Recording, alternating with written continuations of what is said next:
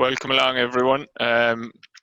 Today is the start of an 8-week series of webinars called Let's Talk Dairy that we're going to do in response to COVID-19. I suppose we're not able to be out on farm doing open days and discussion groups, etc. So we're moving to a virtual scenario. So we want to address topics that are relevant to you on the ground, and if you would like to know more about different topics in particular, please feel free to email your suggestions to either Abigail, Ryan or myself, abigail.ryan@teagasc.ie or stuart.childs@teagasc.ie. We'd love to hear from you what you want to know about, rather than us trying to think what's appropriate for you to be delivered to you. So today we've tried to preempt what might be topical at the moment. So we have Patrick Forrestal based in Johnstown Castle, who's going to talk about protected urea. We've spoken a good bit about protected urea in the early part of the year, but it really comes to the fore from the point of view of replacing CAN during the summer season. So Patrick is going to talk to you about that, and there's a question and answers session available to you, so you can type in your questions and we'll put them to Patrick afterwards. So a brief presentation from Patrick, and then we'll have questions and answers after that. And then we've Emer Kennedy talking about calf management at the moment, and how they've transitioned from weaning to grass-based situation for the calves here in Moore Park at the moment. So I'll hand over to Patrick and let him start his presentation, and then, as I said, feel free to come in with the questions on the Q&A, and we'll put them to Patrick for you. So thank you, Patrick. Thank you, Stuart. Good morning, everyone. So this morning we're going to talk on protected urea. So it's a short slot here with a short, if you like, whistle-stop tour presentation, followed by some questions and answers before we move on to Emer.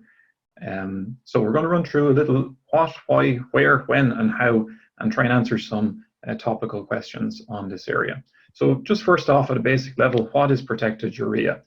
So as you can see in this shovel here to the right, ordinary urea, which you've been using for many years, and protected urea is simply this urea fertilizer made safe from its main problem, which is ammonia gas loss, which is some of that nitrogen that you spread. And this is done using a thing called a urease inhibitor. And this can either be dressed onto the surface of the urea granule or incorporated into the melt. So when you go out and spread urea, as you've done for many years, this rapidly goes through a process known as hydrolysis, converting across to ammonium. That's half of what's in a bag of CAN. And that's all well and good, but because of this urease enzyme in soil, that process happens very quickly, which causes ammonia gas to be lost. So how does the protection work? You can see here in this little pictogram, the urease enzyme, which is abundant in soil, it latches onto the urea, causes that process to happen quickly, and in so doing, the loss. When the urease inhibitor is present, that blocks some of the urease enzymes. You can see the blue going into the active site there of the urease enzyme, and in so doing, makes the urea safe from ammonia loss. So why are we interested in protected urea now in particular? Well, I think many of you will be aware that there's pressure there for agriculture to reduce emissions, and being exporters of premium green food products, we need to show progress towards reduced emissions. And being real about it, farmers need practical tools that they can implement on their farm, and protected urea is such a practical tool. And indeed, it's the largest single tool that's on the table at the moment for reducing emissions on farms. And from your own perspective, we know and are confident that it grows top yields. We know this because we've measured it in cutting trials, and currently there's also grazing trials running. Anya Murray is running grazing trials at Moore Park, Clonakilty and Ballyhaise. We've been using it here on the Teagasc dairy farm here at Johnstown Castle for the last 5 years, and indeed we have a long-term site where the same plots are receiving protected urea over many years, and we've published work from this, so we're confident in that. Also, it costs less than CAN at the moment, so it ticks that cost box for a farmer. We know that it reduces greenhouse gas emissions, and we know this because we've taken tens of thousands of measurements from different fertilizers to establish this, and we've also published that work. Same story with ammonia, and published that work. And because of this, we can get credit for reduced emissions if you use it on your farm. So it's a simple, easy win for us. So where to use it on your farm and when to use it? So the place for protected urea is really in the straight nitrogen or the N+S slots that you in the fertilizer program that you develop with your advisor. And when can you use it? So you can use it during the spring as a substitute for urea. You can also use it in the summer as a substitute for calcium ammonium nitrate. And it's safe to spread in the summer. And that's what the protection is for. You can also use it, of course, in the early autumn up to the cutoff date for spreading. But you don't need to use it everywhere or all the time, so don't get too stressed about that. Think about it in the straight nitrogen slots. If you need P and K, you can use a standard compound, for example, 18612 or other high pK compounds. If you wanted to free up some slots for more straight nitrogen slots for protected urea in your program, you could look at using a little bit more 18612, for instance, and then using less 27.2.5.5, for example. And this would free up more straight nitrogen slots. And how are you going to actually achieve this out on your farm? What products are you going to use? Well, there's plenty of options. All the fertilizer companies have products. There's 18 options from 6 fertilizer companies on the Teagasc list.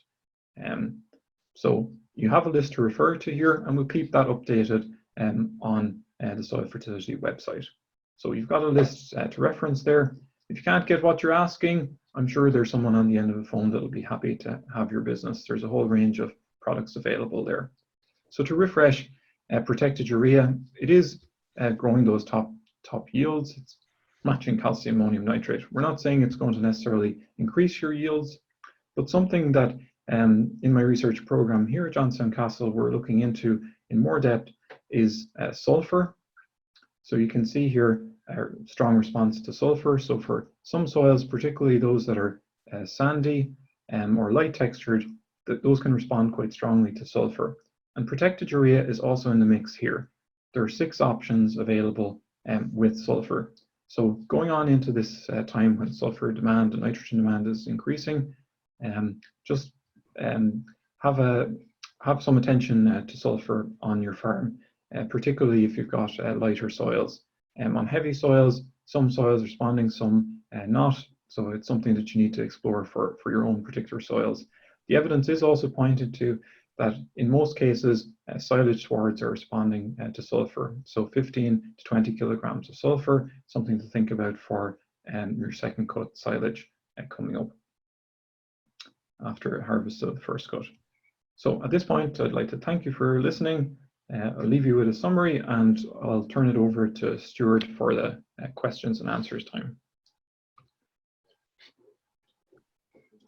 Okay, so thank you, Patrick. So while we're waiting for some questions to come in, I'm just going to put one to you in relation to the use of protected urea. Now we've rain today now, but we've been kind of having a dry spell all along. If people were using urea in the past, they would have probably moved towards using Ken in dry weather in particular, and obviously as a summer fertilizer. Is there any issue with using protected urea either during a prolonged dry spell, or we'll say how do you knock it on the head in relation to that? Even though it's protected urea, even though it's urea based, during the summer, why is it okay, or how is it working basically? Yeah, thanks for the questions, Stuart. So, this is a question that comes up regularly. Is it really safe in the summer? We have this experience with urea where we just have to be careful with it in those drier conditions. Well, the job that the protection does, that urease inhibitor does, is to make the urea safe during those dry conditions. That's what it's for. That's really what it's for.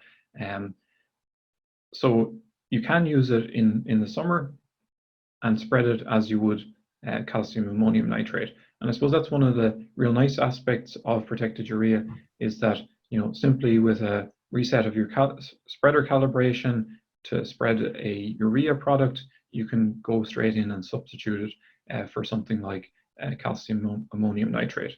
Now, if there's an extremely prolonged dry spell like those that we saw in 2018, you may not see a response, but that's down to a lack of water rather than loss of nitrogen. So In our typical conditions, you can just go ahead and spread it as you would calcium ammonium nitrate. If water is the limiting factor, then I think you should just be careful regarding spreading any nitrogen fertilizer. Okay. So we have a couple of questions after coming in on the Q&A there. So Liam Quinn is asking, how long do you leave between applying compound fertilizer containing phosphorus and protected urea? There's no problem there. If you go out and spread a compound fertilizer containing phosphorus, you can come immediately back and spread protected urea if you choose to do so. Say, for instance, if you were applying nitrogen for silage or something where you needed more nitrogen than the compound could deliver, or you were using 07. So if you were using 0730 or something, or not 1020, maybe you could apply straight away.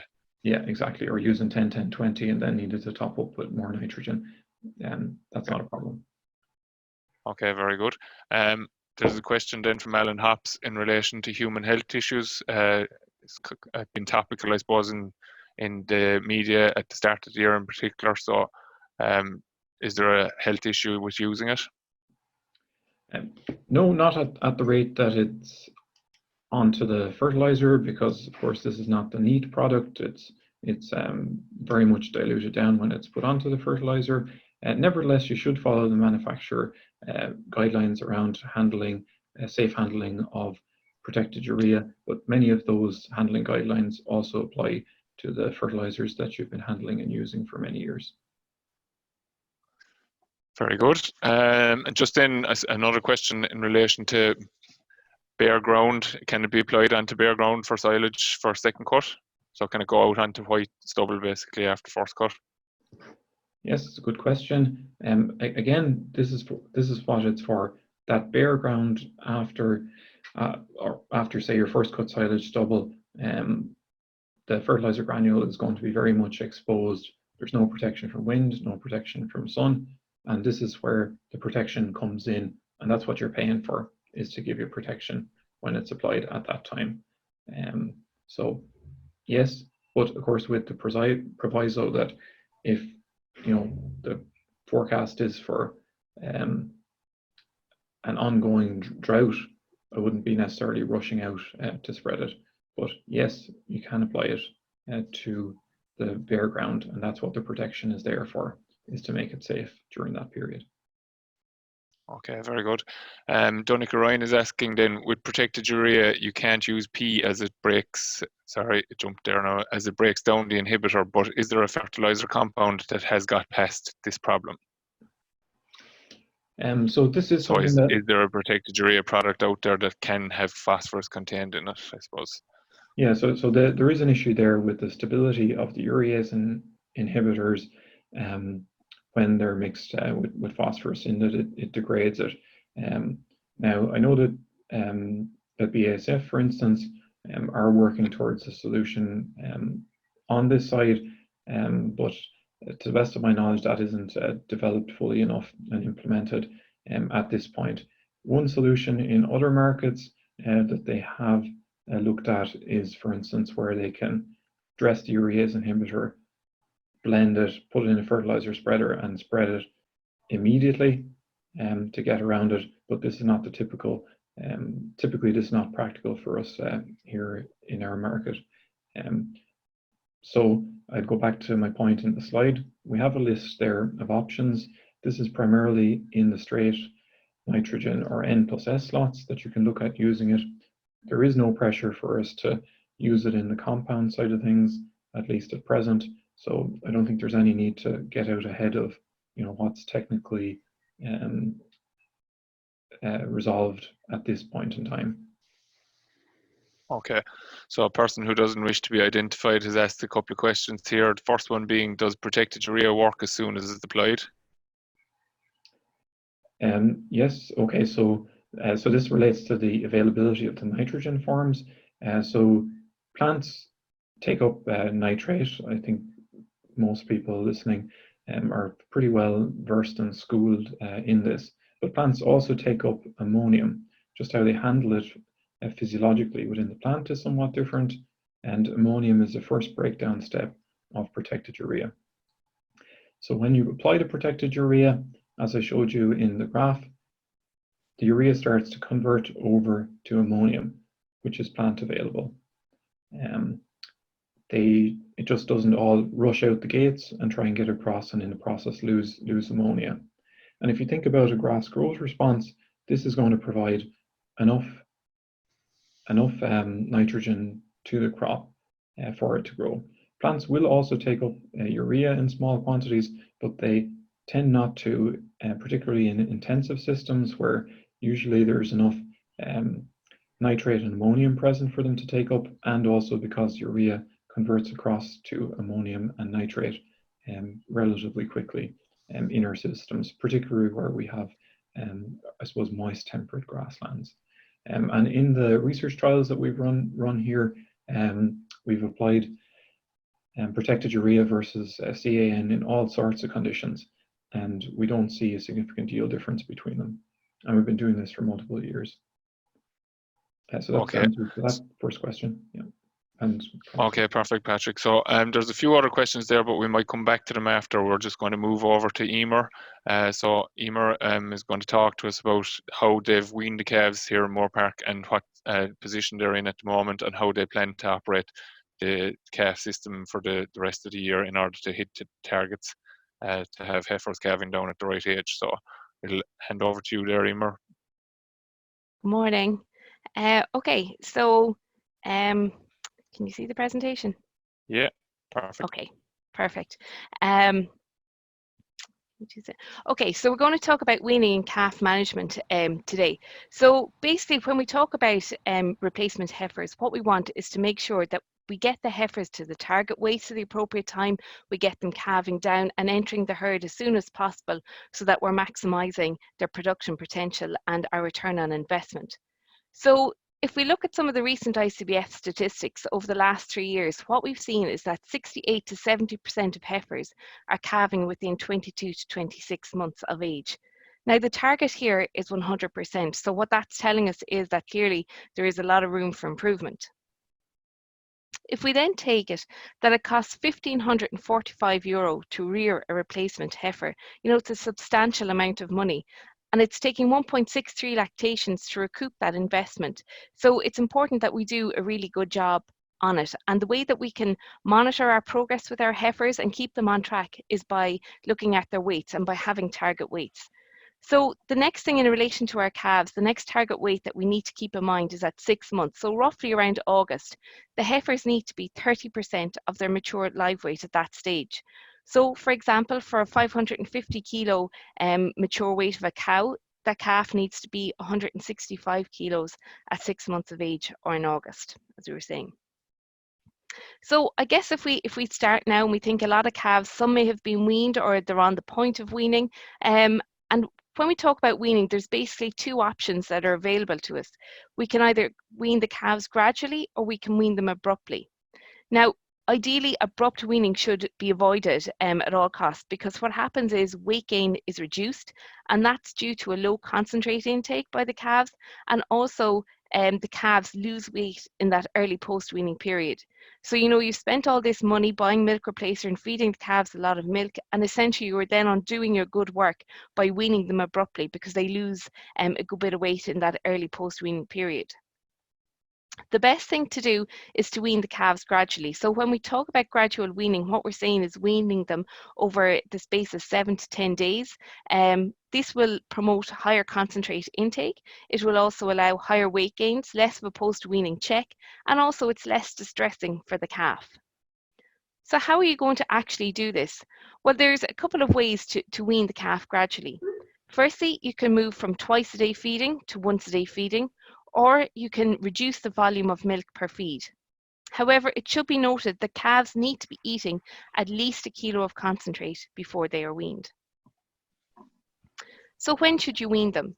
Well, this depends. It can be on age, weight, the size of the calf, or the amount of concentrate that they're taking in. So from recent work that we've done to John Barry's survey, we have found that weaning calves by age is the most common in Ireland. So about 55% of calves are weaned by age. The next most common option then is weaning by weight. So 20% of farmers are weaning their calves based on actually physically weighing them. We do have a new study at Teagasc Park that's part of Hazel Costigan's PhD, and it's in its 3rd year now. So here Hazel is looking at weaning calves at either 8 weeks or 12 weeks, and then post-weaning the calves are divided up and they're offered one of two post-weaning feeding levels, so either a high or a low level. So this is going to give us a lot of information. Because this we'll be able to look at, say, the effects of weaning by age and also by weight, and we'll see what outcomes they have. The very preliminary results from this work show that post-weaning nutrition is having a greater effect than pre-weaning nutrition. However, it should be noted that there is a lot of recent research that shows that high levels of milk feeding during the early life of the calf, so within the first few weeks, has an effect on the amount of milk that calf produces when she reaches the lactating herd. So because of this, we need to complete the study and also look at the heifer's milk production. So the first heifers have calved down this spring and they're milking currently. So hopefully by this time next year, we will have a much better idea of what's actually happening.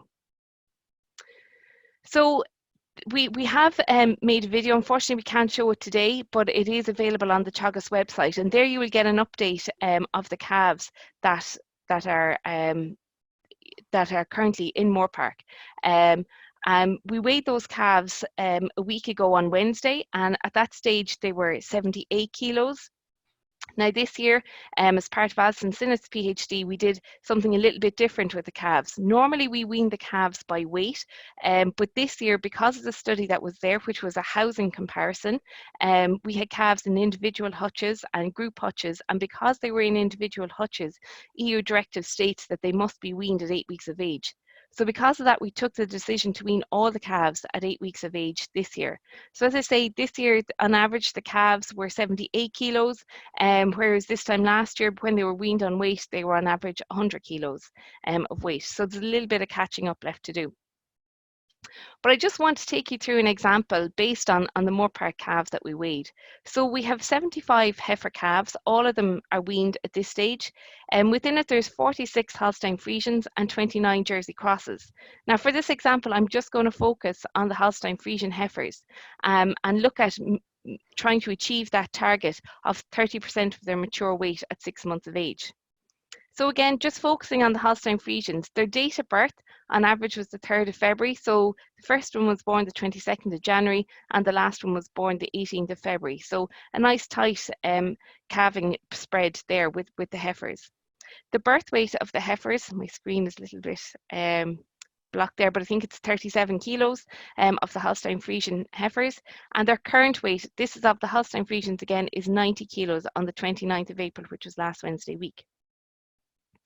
So the weight gain that those calves have had from birth to present has been 0.62 of a kilo per day, which is quite good. Now, if they had stayed on milk for a little bit longer, that weight gain probably would have been up about 0.7 of a kilo a day. The mature weight of our herd here of the Holstein Friesians is 560 kilos. Now we got this mature weight by weighing our Holstein Friesian animals in May, June when there's no effect of pregnancy, and that gives us the mature weight of the animals. So basically what you're looking for is animals that are representative of the future of what your herd, so where you want your herd to be. So as I say, it's 560 kilos, the mature weight of our Holstein Friesians here. So if we calculate the target weight that we want our heifers to achieve at 6 months of age, which is on the 4th of August, we're looking at 168 kilos. So that means between now and then, the heifers need to put on 78 kilos, or basically they need to have a weight gain of 0.8 of a kilo a day between now and then to make sure that they achieve that target at 30% of their mature weight at 6 months of age. So how are we going to do this? Well, it's going to be achieved by regular weighing. So, you know, it's same as your grass. You can't manage what you don't measure. So if we don't weigh the calves regularly, we don't know what weight they are because it's very hard to guess visually. So once we know their weights, we can take action. We will run 2 groups of heifers throughout the grazing season. So the heifers are basically divided into groups based on their weight, and these groups are dynamic. So every time we weigh, we set in place a minimum weight threshold, and calves that are above that go into the larger group, and calves that are below it, so the lighter calves, are going into a smaller group of calves. So here they're given preferential treatment, so they're given higher quality grass. They might be given more concentrate if needed, but the big thing is that there's a lesser number of calves per group, so a smaller group size, so there's less competition, and the calves have a greater chance then to thrive and grow. And often it happens that when we weigh at the next weighing, a lot of those calves can graduate to the older group, or the bigger group, sorry. And again, lighter calves in that bigger group will come back to the smaller group again. As with the cows, if you don't give high quality grass to your cows, they won't perform. The same as with the calves. You need to be consistent and give high quality grass to the calves and offer fresh grass regularly. So it's not really acceptable to pick a paddock and just put your calves in there if there's a heavy cover and leave them in there for a couple of weeks and just let them graze out. They're not going to thrive properly under this type of conditions. Concentrate should be used where necessary, again, depending on grass supply or the stocking rate, and also depending on the weight gain of the calves. And the big thing then is also to monitor the worm burden and the vaccinations. So for example, after the calves are out for 8 weeks here, we will take fecal samples from them, and we will get those tested for egg counts, and we will base our dosing on this. And also, vaccinations. At this stage, the calves have had 2 clostridial vaccines. They will get an IBR vaccine at 6 months of age to fall in with the herd vaccination program for IBR. And they've also had 2 doses for coccidiosis, one when they were dehorned and the other 2 weeks post-weaning. So the take-home messages from today. Firstly, when you're weaning calves, it is extremely important to do it gradually. So that means weaning the calves over 7 to 10 days by cutting down the milk, be it through once-a-day feeding or offering a lower volume. The next thing is to ensure that they are eating at least 1 kilo of concentrate before weaning, because again, this is going to minimize the post-weaning check and make sure that their guts have adapted to the new feed, and they will continue to thrive once milk is removed from the diet. And finally, to identify the target weight for your calves at 6 months of age, so August time, and develop a plan around that to ensure that you're going to get there. Okay, thanks, Stuart.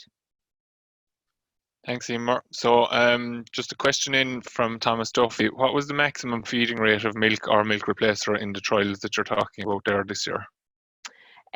So this year, because we had a shorter window, they actually went up to 8 litres of milk, but normally it's 6 litres. So it was just for that. So we'd be recommending 6 litres per calf per day.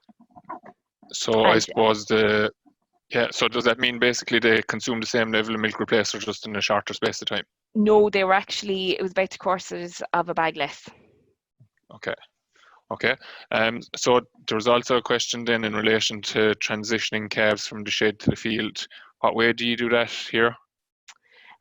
So basically what we will do is because the calves, we have an all in, all out system. So basically, the calves are in a group and they stay there for the duration of milk feeding. So whatever calves need to be weaned, we take them out and we put them into a group so they can familiarize themselves with each other, and they stay there for maybe a couple of days, and then we'll put them out to grass, maybe into a sheltered paddock and a paddock that's very well fenced, so they can get used to being outside and have a good run around and not break out. Okay, so a question that we've come across a good bit in the advisory side of the house is issues around summer scour syndrome. Have you had any issues with that? We haven't had issues with summer scour syndrome, and talking to vets and to the department, the regional vet labs and that, some of it would seem to be based around maybe adjusting the calves to a diet, so making sure that concentrate is put into the diet from the first week of age, so that you're adapting the calves rumen, and also weaning them correctly so that they're well set up, and then making sure that there's enough fiber in the diet. So that's why we would tend to offer the calves covers of 1,300-1,400 kilos. We tend not to go for, you know, the 1,000 kilo covers, because that's quite leafy and there's not really that much fibre in it. So, and again, we don't implement a leader follower system either. The calves have to graze like independently, so they're getting the swards down to 4 centimeters, so they're getting enough fibre into the diet. And I think, like, you know, there's some of the reasons why we're not seeing it here. Okay, very good. So Matthew Welch is just asking there, do you compare different milk replacers, and what effect does crude protein of milk replacer have on the calves? So we have done an experiment before where we've looked at 20% crude protein versus 26% crude protein, and we have found that the 26% crude protein, you know, that the calves grew a lot faster on that, and that kind of you know, that's in line with previous international research as well, that the higher crude protein level, it tends to put frame on the animals. They mightn't look as you know, as fleshy or that as other animals, but they've grown in frame, and they do tend to do better on the higher crude protein. Okay. So Aidan Lawless is just asking, in terms of the average weight at 8 weeks, being 78 kilos, what was the range, and what weight were the lightest calves being weaned at? So the lightest, when they were weaned, the lightest calves were about 65 kilos. They're weaned a few weeks now, so they were about 70, and 85, 86 was the average. So they're pretty consistent, the calves, yeah, type bunch. Very good. And then just finally, do you feed whole milk or milk replacer, and how are calves fed, teats or computerized calf feeder? So I think we have a combination of everything going on, haven't we? So well, we feed, they're fed, so if I take through, they're fed colostrum for the first feed, and then they're fed transition milk for 5 feeds after that, and then they move on to milk replacer, and they stay on milk replacer. Then so the other question was how it's fed. So we have automatic milk feeders, but this, as part of Alison Sinnott's PhD, she's been comparing manual feeders and automatic feeders, and looking at the labour involved around the two of those. So yeah. Okay, an interesting one here. So, is there any potential for an epigenetic effect from accelerated growth in the milk feeding phase? Yeah, there is some work that would say that there is epigenetic effects with the accelerated growth. We haven't looked at it ourselves, but hopefully in time it'll be one of the plans. Okay, so we're pretty much out of time there. So we'll try to respond to any questions maybe that have been asked there that we haven't gotten around to answering. And again, I'd just like to highlight that we would like people to give us their ideas of what you would like to see covered during the course of the webinar series over the next couple of weeks. And also that all the presentations and so forth will be available on the Teagasc website probably this evening or tomorrow. So I'd just like to thank Emer and Patrick for their presentations. Thank you all for joining us, and hope that you can join us again next Thursday at the same time, 10:30 to 11 o'clock. Thanks very much.